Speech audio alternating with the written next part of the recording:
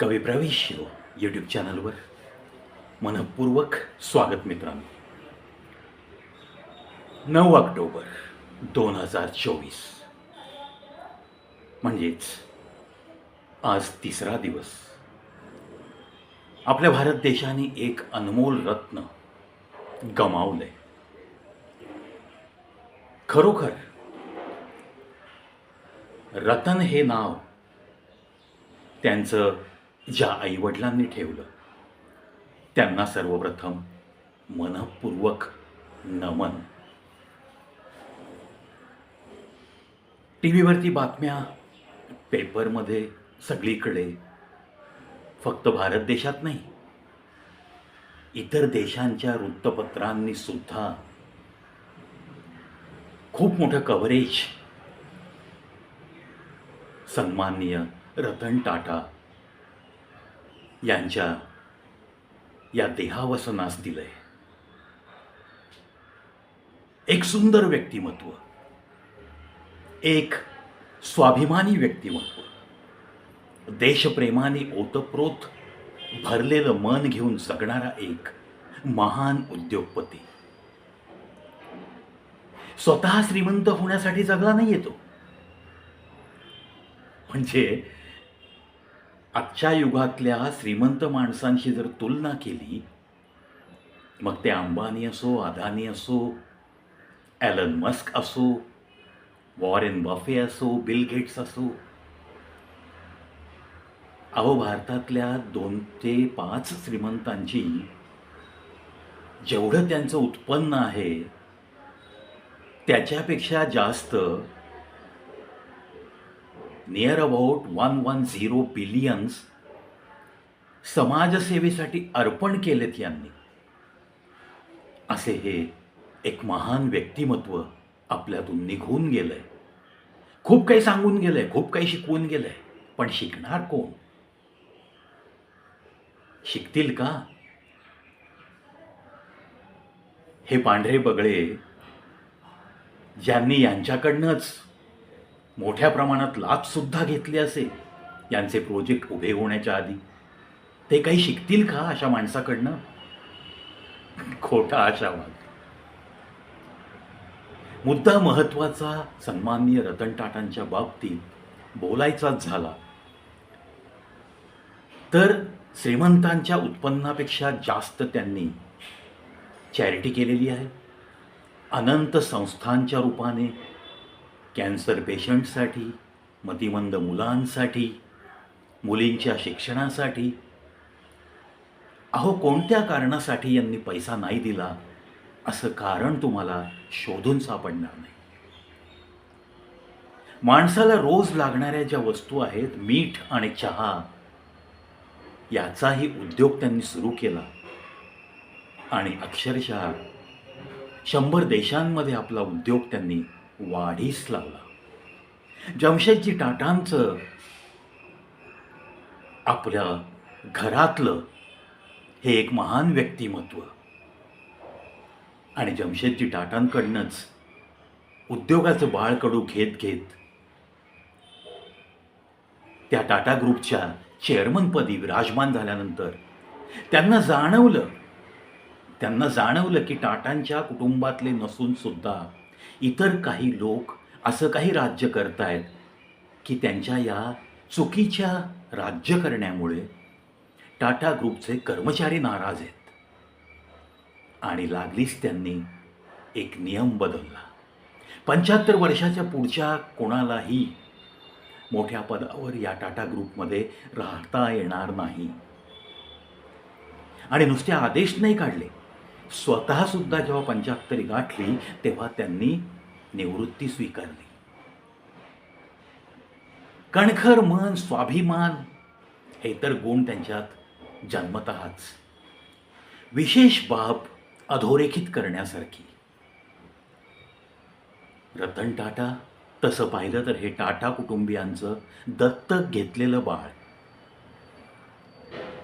पहा मित्रांनो, आजकालचा जमाना असा आहे की रक्तामासाचा बाप मेल्यानंतर 14 दिवस संपले, उदकशांती झाली की दुसऱ्या दिवशी जी काही भावंडं असतात 2-4 ती एकमेकांमध्ये भांडणं सुरू होतात आणि वाटणी कधी एकदा होते, इतके उतावीळ आपल्याला दिसतात. प्रसंगी कोर्ट, खटला, कचेरी, पोलीस इकडे सुद्धा धाव घेतात. असं चित्र असलेल्या या आपल्या भारत देशामध्ये आज हा दत्तक पुत्र फक्त मी सेवक आहे, मी ट्रस्टी आहे, या भावनेने आयुष्यभर टाटा उद्योग समूहाचं नाव करत राहिला, भारत देशाचं नाव करत राहिला, पण कधीही स्वतःसाठी कोणतीही अपेक्षा ठेवली नाही. अहो, एखादा उद्योग समूह, एखादा परिवार त्याच्या उत्पन्नाच्या 66% रक्कम जर समाजसेवेसाठी देत असेल, तर प्रत्येक दानशूर माणसाला सुद्धा लाज वाटेल, इतका हा दानशूरपणा झाला. मग तुम्ही आम्ही चिड्या मुंग्यांसारखे येतो आणि जातो, एक सामान्य माणूस म्हणून आपण जगतो आणि स्वतःचा स्वार्थ बघत बघत कधी आपलं आयुष्य उतरणीला लागतं याची सुद्धा जाणीव राहत नाही माणसांना. अशी ही गत आहे सध्या समाजाची.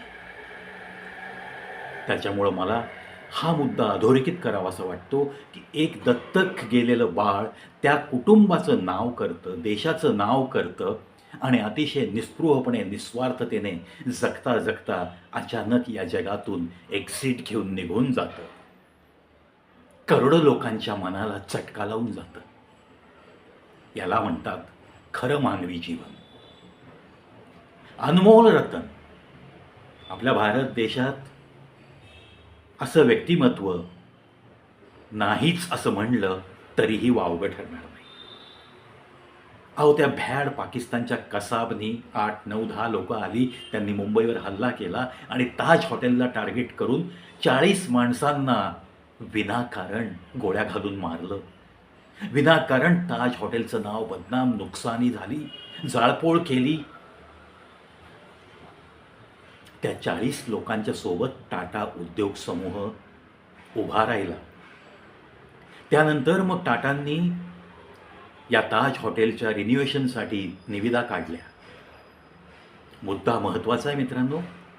पाकिस्तानचे काही मोठे उद्योजक, कॉन्ट्रॅक्टर्स त्यांनी सुद्धा टेंडर फॉर्म भरला आणि आपल्या रतन टाटाजींची वेळ न घेता ते त्यांना भेटावयास आले.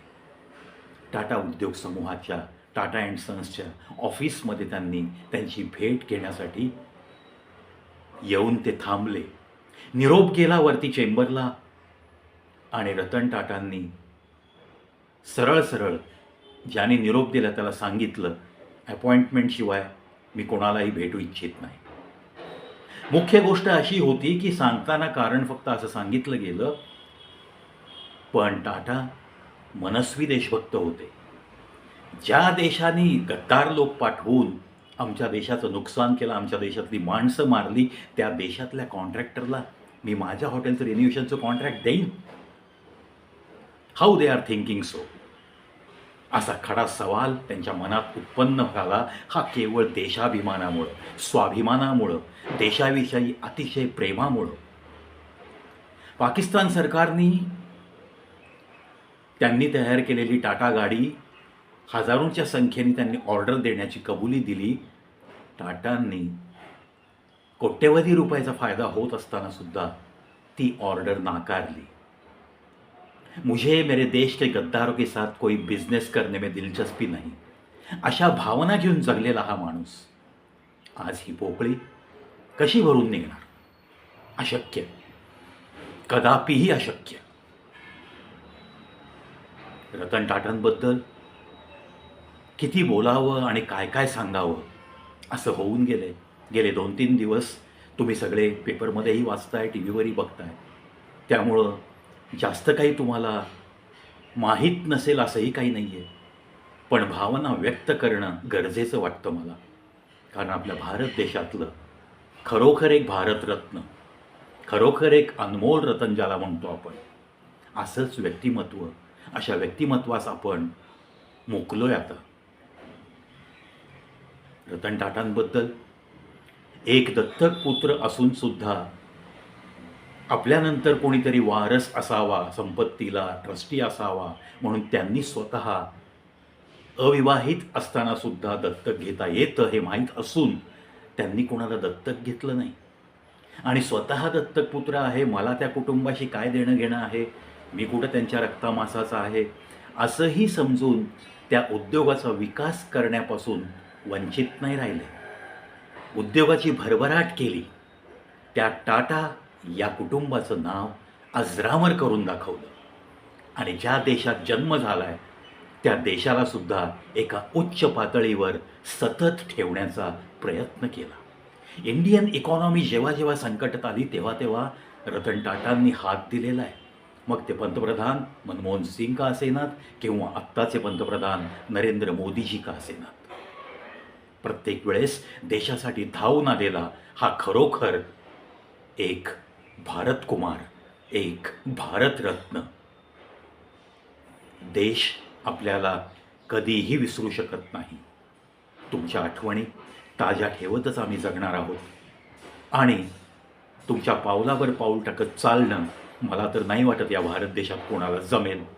पण त्यातल्या त्यात कुठेतरी थोडासा आदर्श घेण्याचा प्रयत्न करत जर आपण सगळ्यांनी जगायचं ठरवलं तर तीच खरी रतन टाटाजींना श्रद्धांजली असेल. We can't say you Tata forever, इतकंच मी रतन टाटांना सांगू शकतो.